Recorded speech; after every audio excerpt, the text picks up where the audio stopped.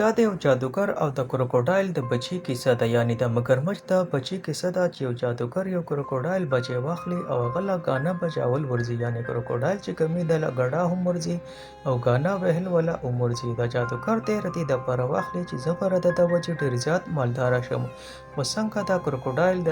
مګرمچ د بچی دا جادوګر د امیر نه کنګال جوړ کړي او د پیسو حالت ډیر زیات خراب شي. د اخره کې د مګرمچ ته بچی پریدي او لاړ شي پیسې ګټلو له. دا ډیره زبردسته کهانی ده. د کهانی په شروعات کې موږ د ایکټر په نوم یو جادوګر اینو چې د نیویارک په سیټي کې ځان له خپل نوم جوړولو لپاره سرتوړ کوشش کوي. د ګانا هم بجاول شي او پیانو هم بجاول شي، خو ردی د وجې د په سټیټر کې کار نه ملاويږي. دی بیا د یو جانورانو دکان ته راشي چې زه د صدا جانور سره جادو کول شم. ته باندې د یو غاني आवाज ولګیږي چې کله د نراشي یو کې د مګرمچ بچي هغه غانا وای. ایکټر ډیر زیات خوشاله شي او د مګرمچ ته زوی واخلي او د نوم کې دی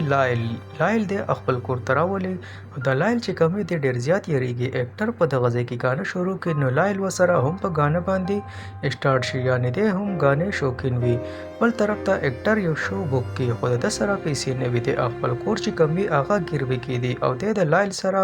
د ګډا پریکټیس شروع کړي. بل طرف ته پوره خار کې دو خپل سره چپاپ کړي. اخره کې د شو ورځ چې کله راشي نو لایل چې کله د خلک ویني نو لایل ډیر زیات ویریږي او د خاموش شي. بل طرف ته ایکټر چې کومې دغه دا شو پوره فلوپ شي او ایکټر ډیر زیات خپه شي. د لایل په بره کمره کې پریدي او لاړ شي په دې خار کې د پیسو د ګټلو څخه بل ذریعہ ګوري. بل طرف ته موږ ته د پرنس پریوار وخی چې هغه دغه کورته راشي. ډر پریم چې وی دی یو ټیچر وی او د سبجان ډیر زیات خوښه وی ردی د وجې د په سبجان ډیر زیات کتابونه لیکلي. بل طرف ته رده د جوش په نوم موضوع چې د همیشه د غړې نه ډیر زیات ویریږي او د په دې شعر کې اړو خوشاله نه. بل طرف ته ردو یو پړوسی وی ډیر زیات خړو سوی دی د ته و چې د مالې چې کوم اصول دی پاغه باندې ژوندۍ تیروي کنه ما بدر پسې پولیس را وستلی وی. بل طرف ته د جوش چې کومې د ځان له یو کمره وی د په دې شعر کې ډیر زیات خوشاله شي. د په کمره کې د وی د باندې د شپې سره आवाज ولګي. د دې आवाज نه ویریږي د چې بار چت توخه نو الته کې اغلایل په یو شیشه کې ځان دې سي ودرولې لکه چې دا یو بوت دی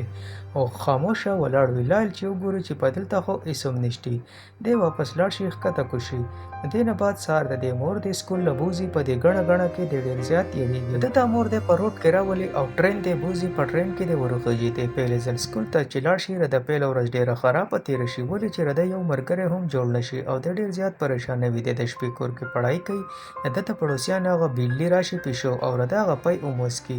د پښو راوالي د ځان سره نږدې کی او د باندې بیا د برنس आवाज ولګي دی چې بیا بر وخږي سره د پښو او د پښو چې کمی د په غلایل باندې ورټوب کې لایل ډیر زیات اریان شي او د خلوازه کی او د پښو سیده د لایل خلیته ورتن نه نوزي او جوش چې دا نظاره ګوري د ډیر زیات ویریږي. د پښو د مګرمچ نه خلاصي خدا مګرمچ چې لایل چې کمی دی وتختی. بل طرف ته جوش چې کمی دی را او چت زین ډیر زیات یریږي خو په دې ټیم کې د نه یریږي د ست طریقې سره د پښو د مګرمچ نه آزادې دی په لده خپل یار باندې काबू پاو کې او په دې مګرمچ پسې ورمنډه کې خو دغه پړوسی چې دا وګوري د تاسو ګړبړ ښکار شي. د په مګرمچ پسې ورمنډه کې چې وګوري هغه ته سیټ پټ شي خو په د پسې وغلا شي.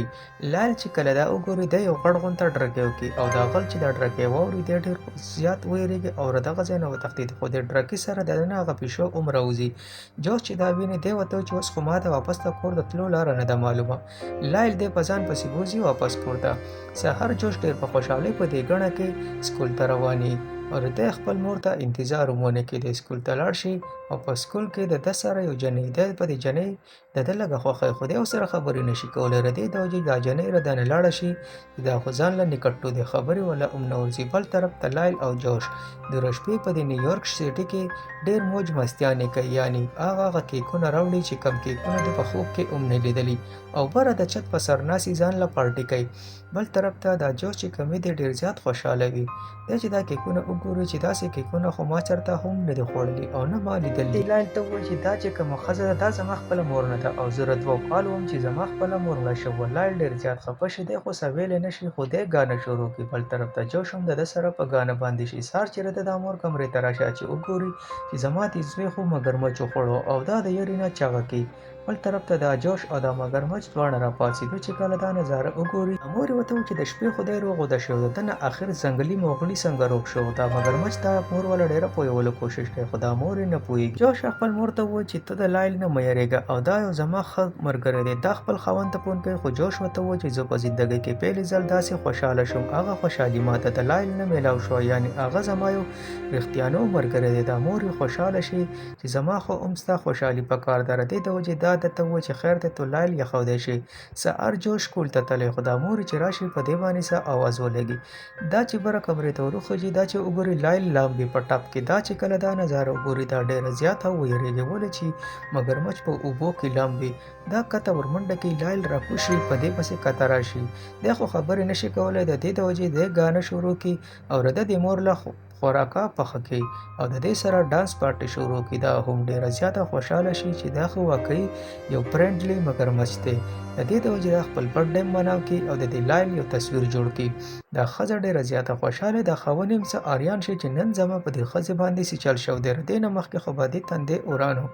بل طرف ته د په کور کې خټټه زبردسته پارټي مناو کړي د شپې په نیویارک په دې روډونو کې اتڼ مچاو کړی د خو په خوشحالۍ زندګي تېرېږي بل طرف ته رده چې کوم پړوسي وي هغه پوه شوی وي هغه رده د کور خواته کیمرې ولګوي یعنې د ده په کور باندې نظر ساتي د ښځې پیتزا پخ کړې دا خاوند ورته ووایي چې دا پیتزا اخر څنګه چللی خیر خدای تا ځان لږ وره چېرته بل یار ونیو